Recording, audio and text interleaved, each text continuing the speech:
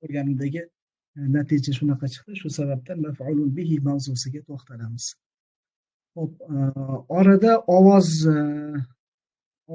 bor bo'lsa, ovoz yaxshi bo'lsa, ovoz bor deb turinglar.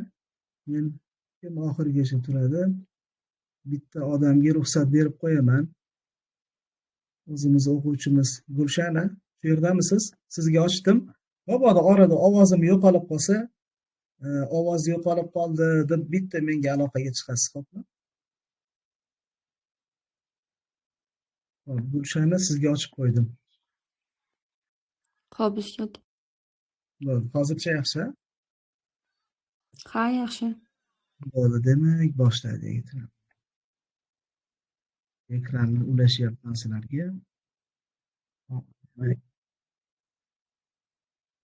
Ovoz bor ekan, yaxshi, ovoz bor.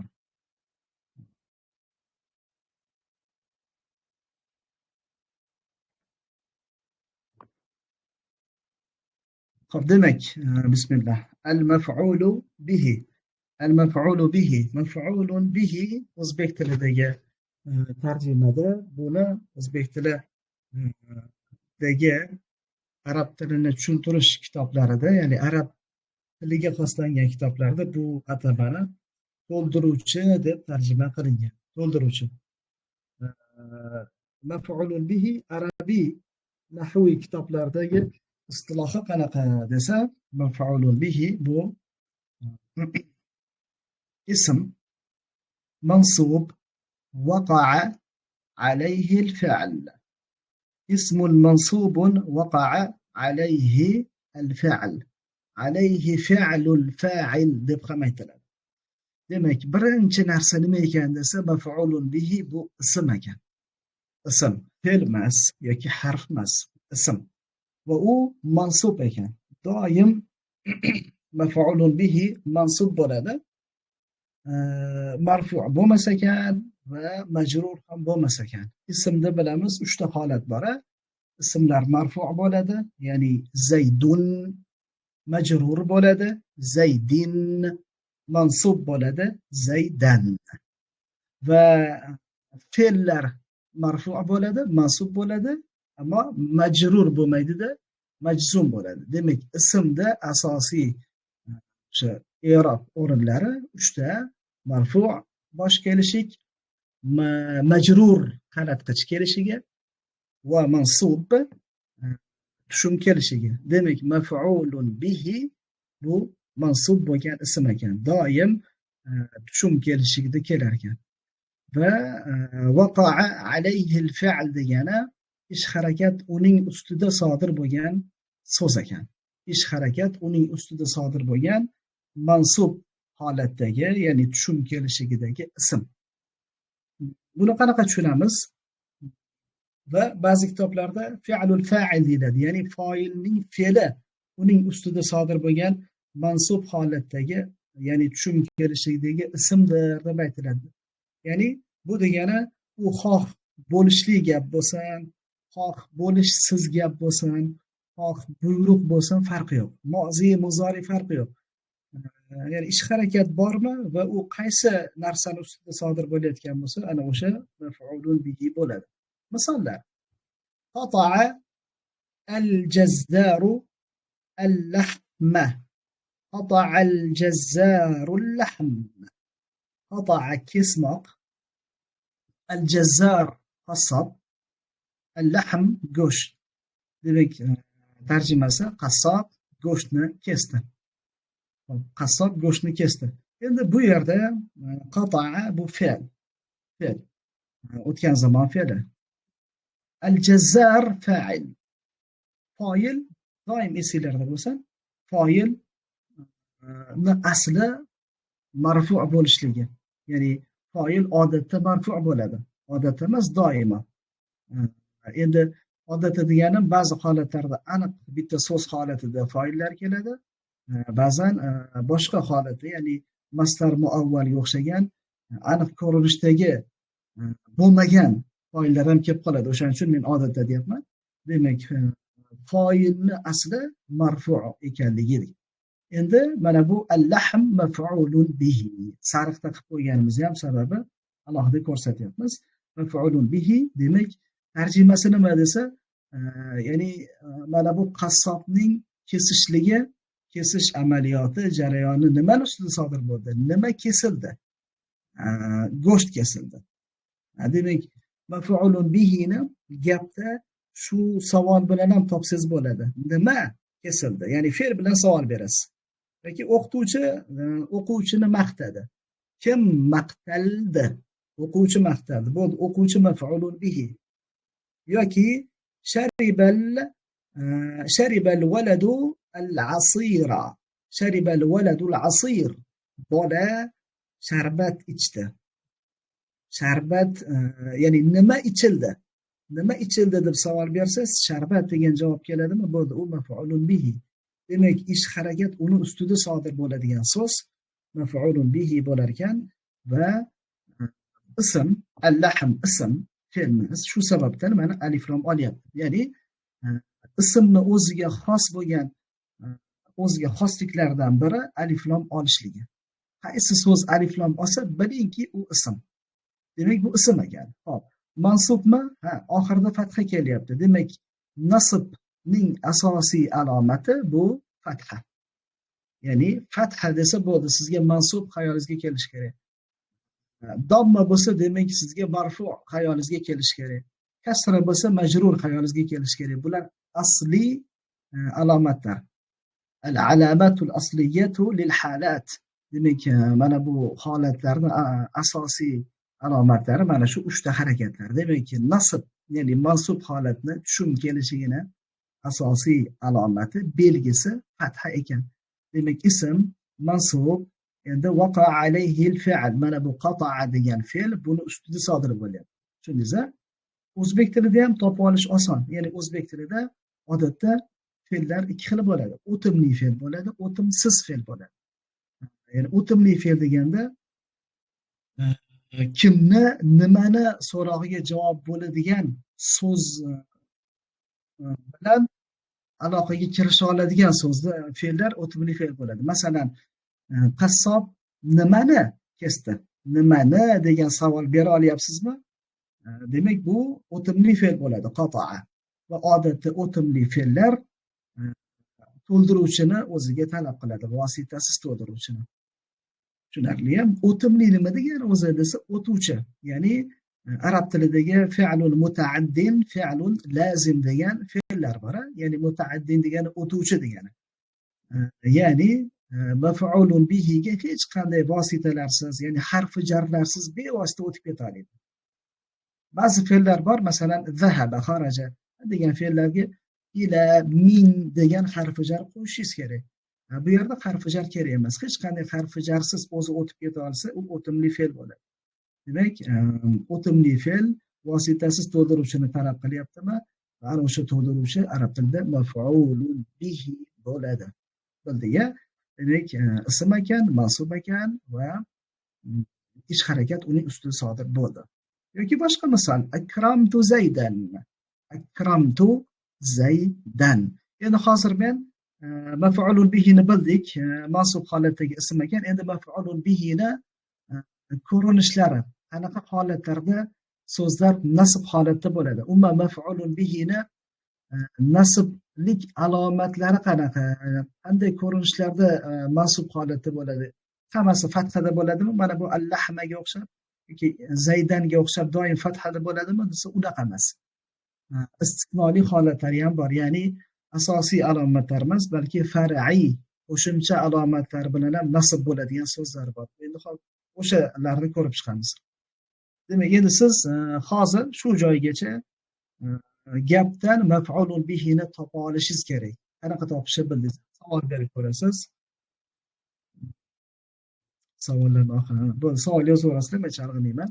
Hop, demak, maf'ulun bihini topishni bildinglar, savol berib topa olasizlar. Kimni, nimani? Hop, endi agar so'zning oxiri masalan normal harfda tugagan bo'lsa, ya'ni kasal bo'lmagan, ya'ni vov, alif, yaga o'xshagan kasal harflardan bo'lmagan, sog'lom harf bilan tugaydigan so'z alif lam olgan bo'lsa, uni mansublik alomati fatha bo'ladi. Al-lahmuma al-lahmaga o'zgaradi. Al-asiru bo'lsa al-asiraga o'zgaradi. Al-labanu al-labanaga o'zgaradi. Al-kitabu al-kitabaga o'zgaradi. Demak, maf'ulun bihining nasb alomati alif lam olgan domma bilan tugaydigan so'zlarda fathaga o'zgarish bilan bo'lar ekan. Yoki tanvin olgan so'zlarda nasb alomati tanvin fatha bo'ladi. Zaydun edi, zaydanga o'zgardi.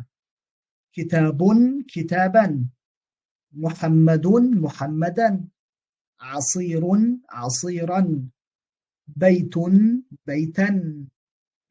Demak, tanvin olgan so'zlar nasb holatga tanvin fatha bilan o'tar ekan.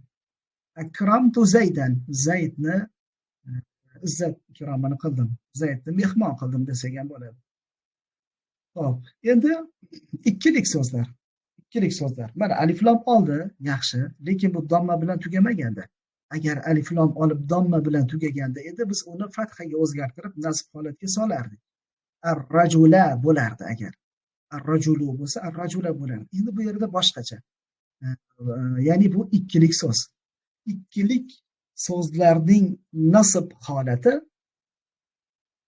undagi alif harfining yaga o'zgarishi bilan bo'ladi. Masalan, ar-rajulani alif bilan ar-rajulani bu marfu holatda. Ikkilik so'zning marfu holatining alomati alif. Demak, ikkilik so'zlarda marfu mansub yoki majrur alomatlari harakat bilan emas, harf bilan bo'lar ekan, alif bilan. Marfu holati alif bilan. Endi ana o'sha marfu'likni bildirgan alif mansubda yaga o'zgaradi. Rajulayni bo'ladi. Oxiridagi nunni harakati hech qanday kelishishini bildirmayapti. Shunchaki oldin ham bor edi, ar-rajulani edi. Ar-rajulayni ham ni bo'lib turibdi. Demak, bu yerdagi nasb alomati qani desa ya deb aytamiz. Ya. Tushunarli-a? Ovozim eshitilyaptimi? Ha, ustoz eshitilyapti. Yaxshi. Demak, ikrom rajulayni har qanday ikkilik so'z, u muannas bo'ladimi, muzakkar bo'ladimi, farqi yo'q. Mana shu holatda nasbga o'tadi. Kitabayni, kitabani, kitabayni, qalamani, qalamayni, baytani, baytayni. Demak, ikkilikning alomati, ya'ni alamatu nasbil musanna al-ya. Ikkilikning nasb alomati ya harfi ekan. Mana endi navbatdagisi akramtul fallahina. Fallahayni bo'lganida ikkilik deb aytardik. Ikkilikni alomati ya bo'ladi deb aytardik. Lekin bu fallahina, bu endi muzakkar to'g'ri ko'plik. Al-fallahuna edi. Al-fallahuna muzakkar to'g'ri ko'plikning marfu' alomati vav. Ya'ni al-fallahunadagi vav marfu'lik alomati. Endi al-fallahina bu endi nasbda turganligini bildiradi yoki jarda turganligini bildiradi. Chunki muzakkar to'g'ri ko'plikning nasb holati ham, jar holati ham, ya'ni mansubligi ham, majrurligi ham haligi vovni yaga o'zgarishi bilan bo'ladi. Siz buni gapdan bilib olasiz. Akramtu deb kelyaptimi, fe'lmi bo'ldi. Fe'ldan keyin kelgan ism odatda maf'ulun bihi bo'ladi. Tushunarli-a? Va shu o'rinda yana bitta narsani aytib ketaman. O'zi maf'ulun bihi bo'lishiga ta'sir o'tkazadigan asosiy sabab nima desa fe'l. Fe'l bo'lmasa maf'ulun bihi bo'lmaydi. Endi asosan fe'lda, masalan, boshqa holatlarda ham bo'ladi. Masdar bo'lishi mumkin. Baribir o'sha masdarning ham asosida fe'l bo'ladi. Xo'p, demak, al-fallahina bu muzakkar to'g'ri ko'plik bo'lganligi uchun endi vav bu yerda ham yaga o'zgaradi. Demak, ikkilikda ham alif yaga o'zgarib nasbga o'tdi. Muzakkar to'g'ri ko'plikda ham vav yaga o'zgarib nasbga o'tdi. Al-fallahina muzakkar to'g'ri ko'plikdan ikkilikni qanaqa qilib ajratib olamiz deyilsa, mana bu yadan oldin kasra bo'lsa muzakkar to'g'ri ko'plik bo'ladi. Agar fatha bo'lsa, layniga o'xshab fatha bo'lsa, bu ikkilik bo'ladi. Mana shu dan bilib olsangiz bo'ladi.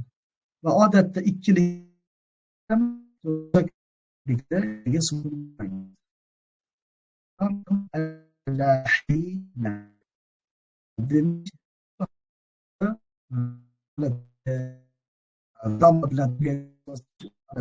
Uzun ovozim kelyapti. shunaqa qilganlar Ayam yomon uzilib kelyapti.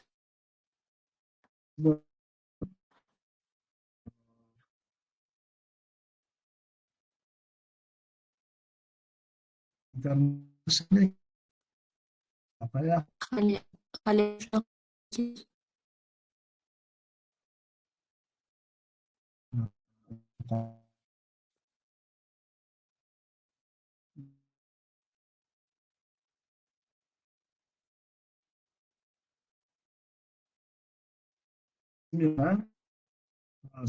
hozir ovozim bormi? bor, lekin uzilgan. Avvalgidan yaxshiroq-ku, lekin baribir uzilishlari bor. Shunaqami? Shunday. Hozir lekin sizni ovozingiz yaxshilandi, balki menda ham yaxshi bo'lgandir. Ha, yaxshilandi. Shu 80% ga 90. Ha. Ovoz uzilyapti. Ha. Ovoz yo'q deyishyapti. Endi yaxshi deyishyapti. Yaxshi, xo'p. Boshlayveramiz. Ha, ustoz, endi yaxshi. Endi yaxshi. Ha. Hozir borib qoladi, xudo xohlasa, menimcha ovozim yaxshi bo'ladi.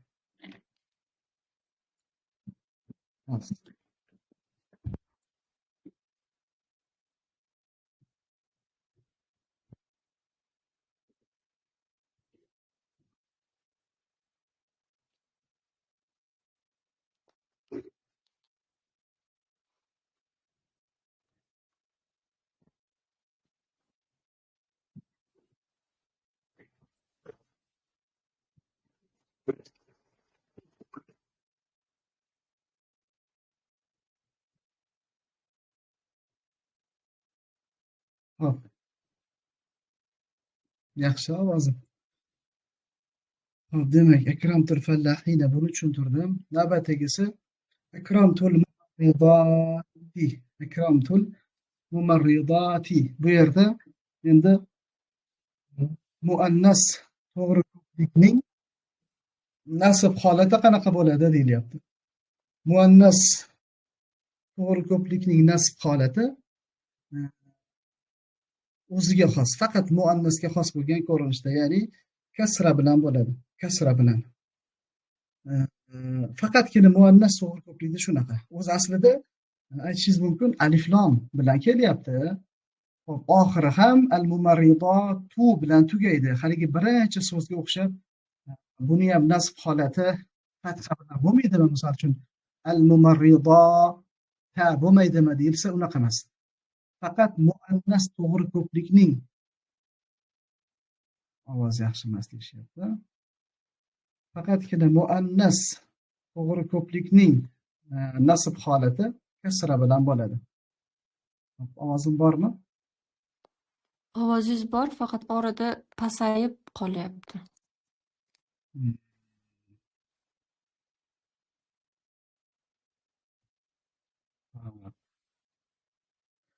Hop, men balandroq gapirishga harakat qilaman. Anaqa menimcha hozir hamma internetga kirgan payti menimcha. Hop, demak, muannas to'g'ri ko'plikning nasb alomati kasra bilan bo'ladi. Va bu sizni chalg'itib qo'ymasin. Hop, keyingisi akramtu aha Zaydin. Akramtu aha Zaydin. Zaydning akasini mehmon qildim. Ikrom qildim.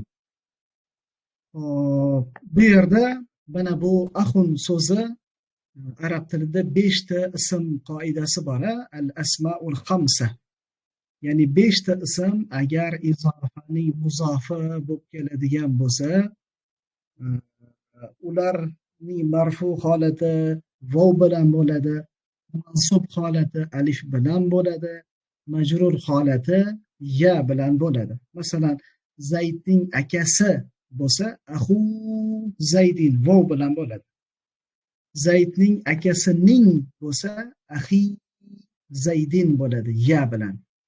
Zaydning akasini bo'lsa, aho Zaydin bo'ladi alif bilan. Mana bu holatda. Demak, yaxshi ekan. Demak, 5 ta ism o'zini 5 ism qoidasi ichida kelsa, ularning nasb holati alif bilan bo'lar ekan. Aho Zaydin, bu faqatgina butun arab tilida shu 5 ta ismga xos bo'lgan qoida xolos. Demak, domma bilan bo'lar ekan, dommani fathaga o'zgarishi bilan nasbga o'tar ekan. Ikkilikda alifni yga o'zgarishi bilan nasbga o'tar ekan. Muzakkar to'g'ri ko'plikda vovni yga o'tishi bilan nasb bo'lar ekan. Muannas to'g'ri ko'plikda kasra bilan nasb bo'lar ekan. Va 5 ta ismlar alif bilan nasbga o'tar ekan. Ya Alloh, ovoz bormayapti deyishyapti. Ba'zilar yaxshi deyapti. Yaxshiga gumon qilib davom etaveramiz. Akramtu aha Zaydin. Zaydning akasini mehmon qildim. Hop, bu 5 ta ism edi. Ana endi Ahmada. Bu yerda hozir yaxshi eshitilyapti ekan ko'pchilikda. Yaxshi ekan. Ustoz yaxshi ovoz. Bo'ldi. Ba'zilarda yaxshi emasga o'xshab qolyapti. Hop, demak, akramtu Ahmada. Bu nima degani? Ahmadni mehmon qildim. Bu endi fatha bilan bo'lyapti. Demak, bu qanaqa toifadagi so'zlar desa, mamnu'un minas sarf, ya'ni g'ayru munsarif degan so'zlar bor tilida. Mamnu' minas sarf, ikki kelishli ismlar deb aytamiz. Ikki kelishli so'zlar. Ya'ni ular faqatgina damma bilan keladi. Nasb va jar o'rinlarida fatha oladi. Kasra olmaydigan so'zlar bor. Mana shular ikki kelishli so'zlar deyiladi. Ularni ham nasb holati fatha bilan bo'ladi. Bo'ldi. Demak, mana shu holatlarda maf'ulun bihini mansublik, ya'ni nasb holati ko'rinar ekan. Endi bundan boshqa holatlar ham bormi desa, masalan, kasal harflar bilan tugaydigan, ism maqsur bilan tugaydigan so'zlar bor. Masalan, Musa, Isa yoki al-fata o'xshagan so'zlar. Bular qanaqa bo'ladi deyilsa, ularning nasb holati nima deydi? Taqdirdagi fatha bilan deb qaraladi. Taqdirdagi fatha bilan, chunki ulardagi fatha harakatini ko'tara olmaydi. Kasal harflar ularda taqdirdagi fatha bilan nasb holatda deb aytiladi. Bular hozirgi aniq ko'rinadigan harakatlardagi yoki harflardagi nasb alomatlari edi. Endi maf'ulun bihi doim shunaqangi bir alohida so'z sifatida keladimi desa, unaqa emas. Ba'zan olmosh bo'lib kelishi ham mumkin. Maf'ulun bihi olmosh bo'lib kelishi ham mumkin. Mana bu gapda shakarana al-muallimu. Shakarana al-muallim. O'qituvchi bizga rahmat aytdi. Bizga rahmat aytdi. Shakarna bo'lsa biz rahmat aytdik bo'lib qolardi. Demak, birikma olmoshlar ad-domairul muttasila, ya'ni ye, ka, ki, hu, ha, na, kum, kunna, hum, hunna olmoshlari, ikkilikdagi kuma, humalar.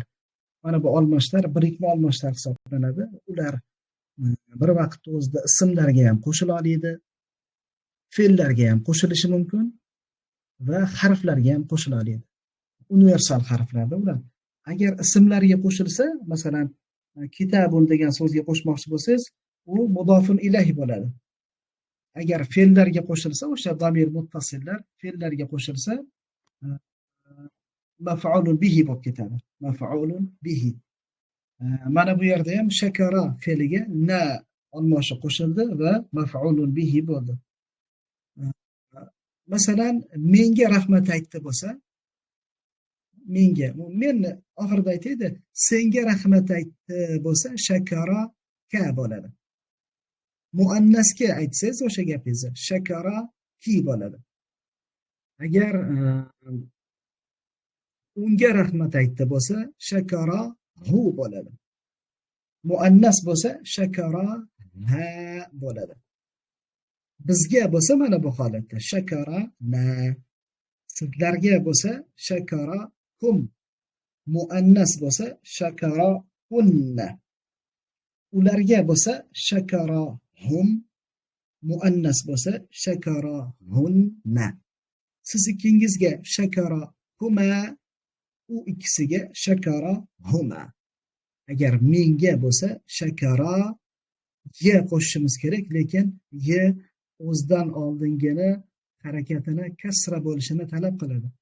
Va natijada siz shakari deyishga majbur bo'lib qolasiz. Lekin ana o'sha nima deydi?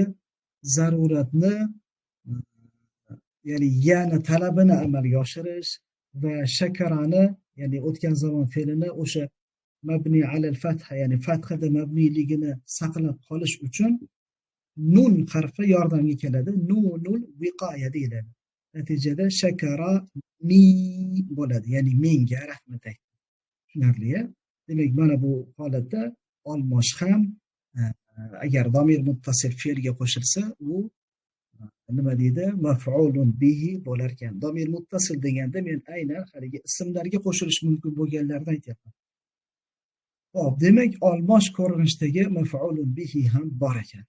Endi ismu ishora ko'rsatish olmoshlari ham maf'ulun bihi bo'lishi mumkin. Qabaltu zalika shabba.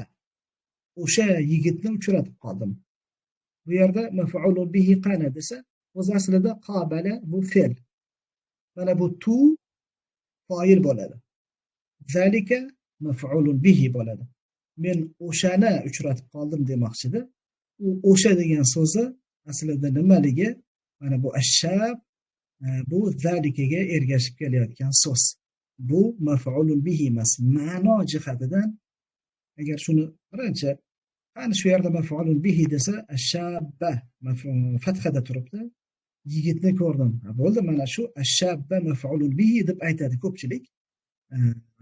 Boshlang'ich o'quvchilarda. Lekin ashabba bu yerda maf'ulun bihi emas. Bu zalikani badali. Zalika bu yerda maf'ulun bihi. Endi zalika ismu ishoralar, ya'ni birlik holatdagi ismu ishoralarning hammasi o'zgarmaydigan so'zlar, mabni, qotib qolgan. O'shaning uchun biz buni fathada turibdi, mana zalika fatha bilan tugayapti-yu, demak bu maf'ulun bihi deb aytmaymiz. Bu fatha o'zini fathasi. Bu nasb o'rnidagi maf'ulun bihi deb aytamiz. Ashab zalikani badala deb aytamiz. Tushunarli? Xo'p, demak ko'rsatish olmoshlari ham maf'ulun bihi bo'lib kelishi mumkin. Xo'p, ana endi o'zi tartib qanday bo'ladi? Maf'ulun bihi qatnashgan gaplarda gap tartibi qanday bo'ladi desa, fe'l keladi, fa'il keladi, maf'ulun bihi keladi. Birinchi mana bu yerda ko'rdikku, mana qarang. Fe'l keladi, fa'il keladi, keyin maf'ulun bihi keladi. Demak, mana shu asosiy, haqiqiy, asliy tartib bo'ladi. Va bu tartib buzilishi mumkinmi? Buzilishi mumkin. Buzilishi mumkin. Masalan, mana bu. Ma shatamtu Xolidan. Xolidni so'kmadim. Ya'ni yomon so'zlar bilan Xolidni so'kmadim degan gap. Bu yerda qani fe'l shatama. Qani fa'il, mana bu tu fa'il. Qani maf'ulun bihi Xolidan. Demak, hammasi o'z o'rnida turibdi. Endi agar odatda maf'ulun bihi fa'ildan ham oldinga chiqib ketishi mumkin yoki kerak bo'lsa fe'ldan ham oldinga chiqib ketib qolishi mumkin agar ta'kidni taqozo qilsa. Masalan, ma Xolidan shatamtu. Ma Xolidan shatamtu. Kelasi bir xil narsa. Ma shatamtu Xolidan, ma Xolidan shatamtu. Demak, maf'ulun bihi o'zini o'rnida kelsa ham yoki fe'ldan yoki foildan muqaddam, ya'ni undan oldin keladigan bo'lsa ham nasbligini saqlab qolar ekan. Hop, endi ma'nosida farqi bo'ladimi desa, ma'nosida farqi bor. Masalan, mashatamtu Xolidan bu oddiy gap. Men Xolidni so'kmadim. Men Xolidni so'kmadim. Mana bu gapda Xolidni so'kmadim deyapti. Lekin Xoliddan boshqasini so'kdim degan gap chiqyapti. Ya'ni bu gapda siz Xolidni so'kmaganligingizni ta'kidlaganligingiz uchun Xolidni oldinga olib chiqyapsizda. Lekin undan boshqasini so'kdim degan gap tushunilyapti bu yerda. Tushunarli? Mana shunaqangi ta'kidni ifodalash uchun maf'ulun bihini yoki umuman arab tilida qaysidir so'zlarni agar u mumkin bo'lsa oldinga olib chiqish mumkin. Xo'p, mana endi asosiy aytmoqchi bo'lgan, ya'ni hazm qilishingiz mumkin bo'lgan rejamizdagi aytilmoqchi bo'lgan gaplar shular edi. Hozir sizga naqadar to'g'ri tushunganligingizni bitta tekshirib olish maqsadida hozir men post yozaman guruhga, kanalga. Javob deyman, javobingiz deb qo'yaydi. Javobingiz deb yozdim. Hozir bitta mana bu gap. Mana shu gapda maf'ulun bihi qaysi biri ekanligini yozing. Izohga. Xohlasangiz so'zni yozing, xohlasangiz agar juda sizda arabiy harflar bo'lmasa, lotinda yozing. Agar unga ham qiynalsangiz, birinchisi, ikkinchisi, uchinchisi deb yozib oling. Mavzuni tushundingizmi yo'qmi bilamizda. Va hafta davomida bu yuzini yaxshigina testlar berib boraman. Tushunmagan joyingizni yana ham tushunib olasiz. Javoblar kelyapti.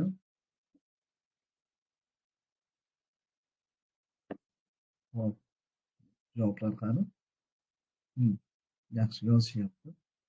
Hozirgacha yozganlar orasida hali xato bo'lmayapti, mashalloh.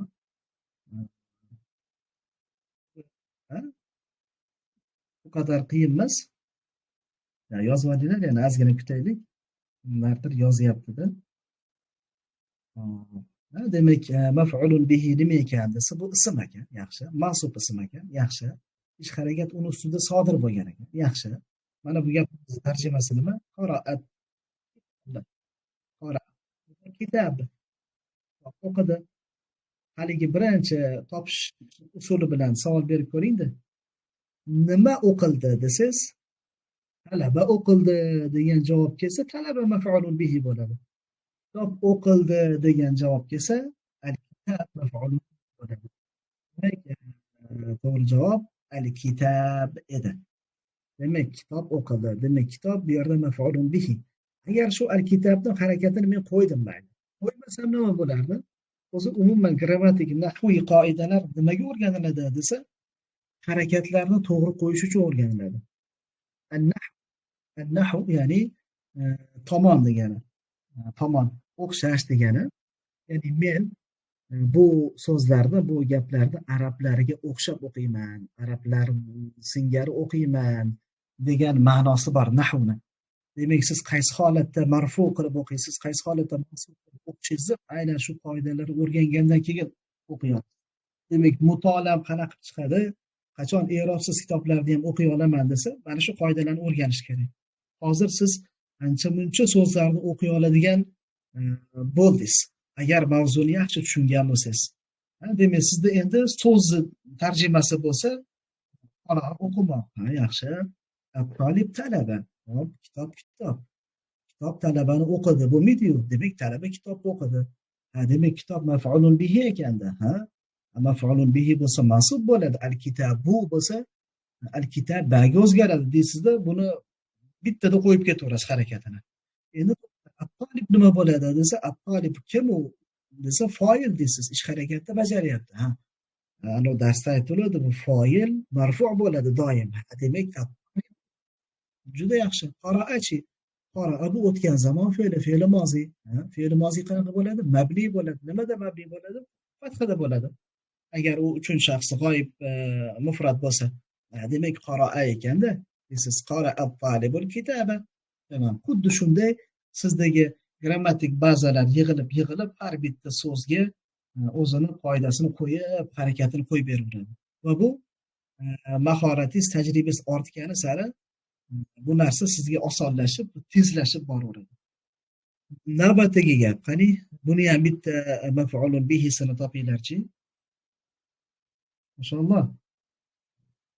Hozirgacha berilgan hamma javoblar to'g'ri. Yozgan odamlardan Alloh taolo rozi bo'lsin. Chunki tushunganligini bizga bildiryapti va bu narsani bildirishingiz demak eshitibdi. Keyingi darslarda ham qilishimiz kerak ekan, qiziqish bor ekan va tushuntira olibmiz degan odam o'zida ishonch paydo bo'ladi. Bu sodda narsa-yu deb yozmay o'tirgan bo'lishingiz ham mumkin. O'sha narsa ya'ni darslarni davomiyligiga ta'sir qiladi. Nima qilamiz o'tib degan xulosaga kelib qolmasligi uchun ham yozinglar. Zara Zaydun Yasiran. Zara Zaydun Yasiran.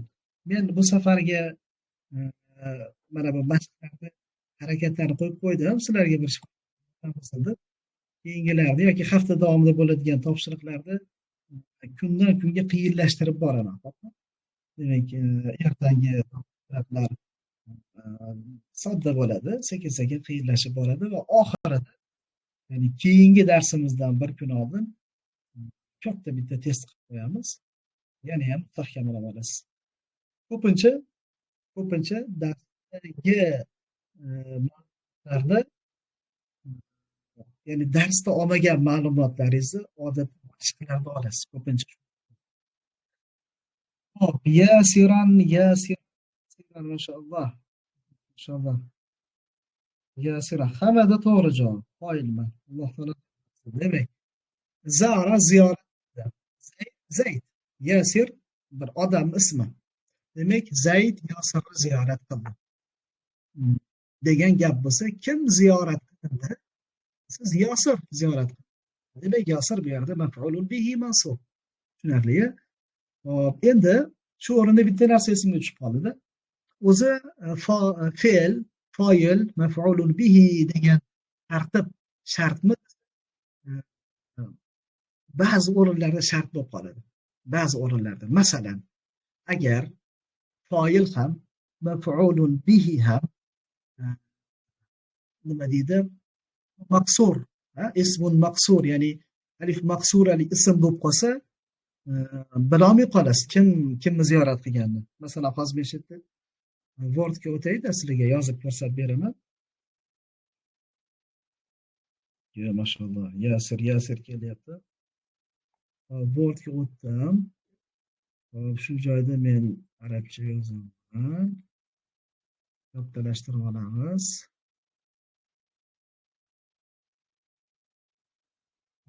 Bu tomondan yozamiz. Yaxshi o'rtada. Mana qarang. Men nima demoqchiman? Tartib qanday desa, hozirgi gapimizni olaylik. Zara Zaydun Yasiran degan gap.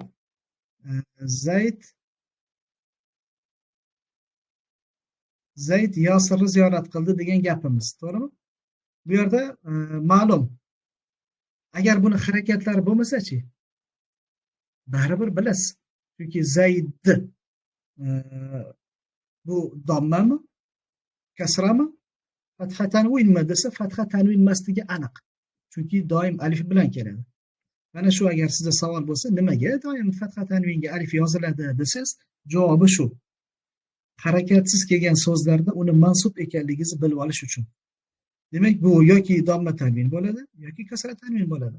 Qachon kasra tanvin bo'ladi? Qachonki izofaning mudofun ilayhi bo'lsa, yoki qachonki harfi jardan keyin kelsa.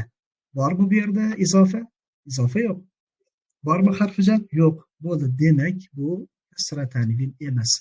100% bu domma tanvin. Domma tanvin ekanligini isbotlash uchun zara fe'l, zaydun fa'il va fa'il doim marfu' bo'ladi. Bo'ldi. Bu hal. Endi Yasirondagi mana bu alif uni mansub ekanligini shundoq ham gapirib turibdi. Demak, bu yerdagi fe'l zara zaydun fa'il bo'ldi, Yasiron maf'ulun bihi bo'ldi. Endi xuddi shu o'rinda mana bunaqangi so'zlar ham kelib qoladida. Muso deydi, Iso deydi. Ikkalasi bir xil gapga o'xshaydi. Zara Musa Isa. Kim kimni ziyorat qildi? Muso Isoni ziyorat qildimi yoki Iso Musoni ziyorat qildimi desa, haligi tartibga murojaat qilamiz endi. Agar gapirayotgan odam yo'q, Musoni ziyorat qildi Iso demoqchiman desa, hay baraka topgur, gapingizdagi fasohatingiz yo'qolib qoldi deymiz. Gapdagi fasohat, ya'ni siz gapdagi ishkalni keltirib chiqarmasligingiz kerak. Gapda tushunmovchilikka sabab bo'lmasligingiz kerak. Bu holat tushunmovchilikka sabab bo'ladi. Agar mabodo mana bu holat bo'lsa ham uning gapiga ishonardik. Zara Musa Zaydan emas ekan, Zaydun ekan. Demak, Musa maf'ulun bihi ekanda, faqat foildan oldinga chiqyapti deb rozi bo'lardik. Lekin mana bunaqangi holatlarda rozi bo'lmaymiz. Bu yerda Muso Isoni ziyorat qildimi, Iso Musoni ziyorat qildimi desa, mana shu holatlarda tartib muhim. Birinchi fe'l keladi deysiz. Ikkinchi foil keladi. Demak, Muso bu ziyoratchi. Uchinchi maf'ulun bihi keladi. Iso ziyorat qilinuvchi. Demak, Iso maf'ulun bihi ekan deysiz. Tartib shunaqangi joylarda kerak bo'ladi. Demak, buni bildik endi. Demak, bu so'zdagi maf'ulun bihi yasiran edi. Navbatdagisi. Qani mana bu gapdan maf'ulun bihini topib yozinglar. Maf'ulun bihini topib yozinglar.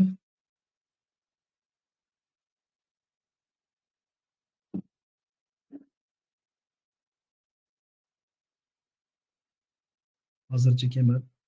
Hop, javoblar kelishni boshladi. Javoblar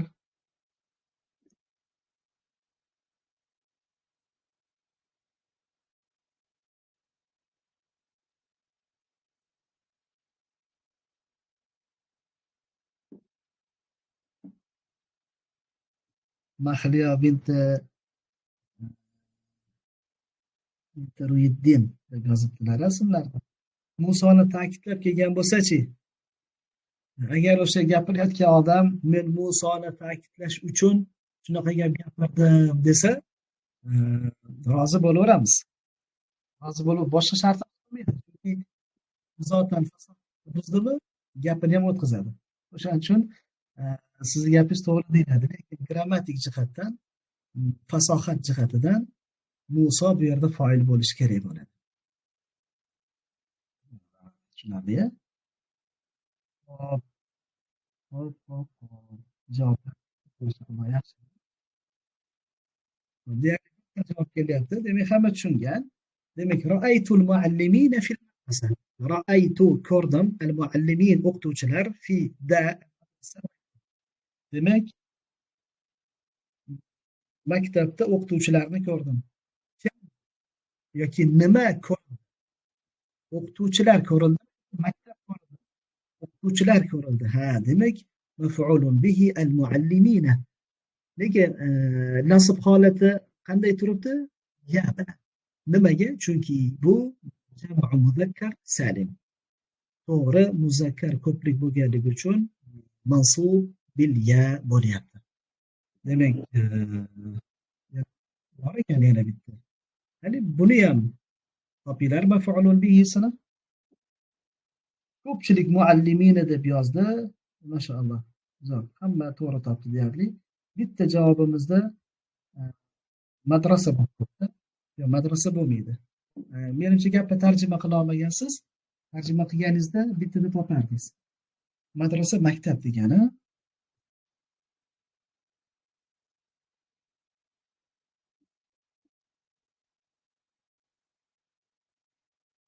Javob kutyapman.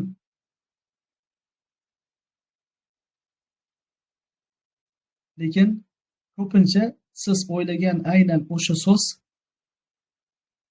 maf'ulun bihi bo'lmaydi. odatda siz o'ylagan, gumon qilgan so'zingiz maf'ulun bihi bo'lmaydi. Aynan shu gapda.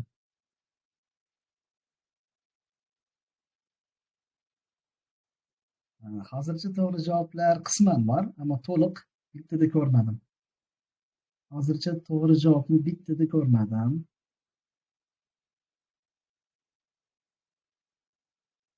Hmm.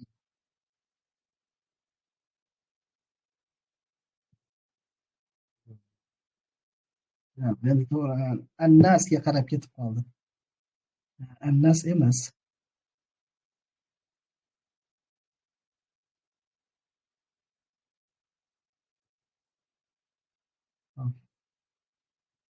Hozircha to'liq bo'lmadi, ammo bor.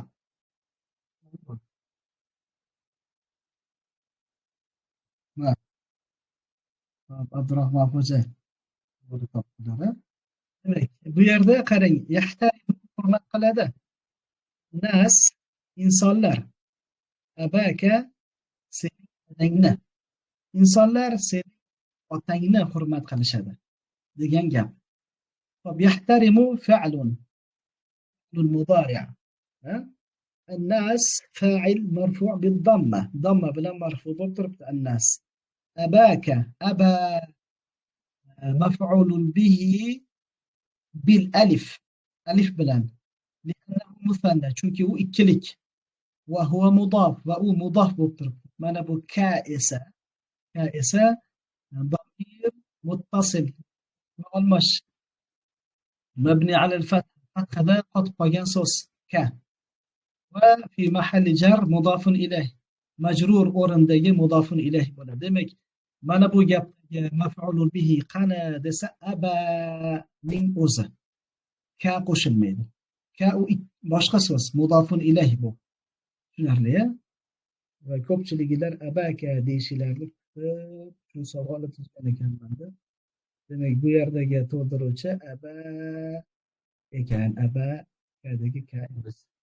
Xo'p, demak, mana shu hozirgacha o'tgan narsalarimiz va o'rgatishni reja qilganlarimiz shu. Endi agar mabodo savollar bo'lsa, savol qismida o'tdim. Ho'p, noldan boshlanyapti nol degan savol berishgan ekan. Har safar muayyan bitta mavzular ixtiyor beriladi. Sizlar qaysini ko'p tanlasanglar, bu safar maf'ulun bihini ko'pchilik tanlabdi, shu mavzuni o'tdik. Keyingi safar yana qaysidir mavzuni tanlasanglar, o'sha mavzu bo'yicha dars bo'ladi va o'sha mavzuni boshidan bir o'rta darajagacha tushuntirib qo'yiladi, xudo xohlasa. Hop, ustoz sharbat ichildi degan gapda sharbat maf'ulun bihi deyapsiz. Hop, biz bu gapda sharbat so'zini noibi foil deb o'rgangan edik. Yo'q, men sizga aynan gapni ichida fe'lni majhul qilib yozmadim-ku. Ya'ni men siz maf'ulun bihini topib olishingizni o'rgatdim. Maf'ulun bihini shunaqa deb topib olasiz. Shunaqa savol bersangiz, o'sha savolingizga qaysi so'z javob bo'lsa, o'sha maf'ulun bihi bo'ladi.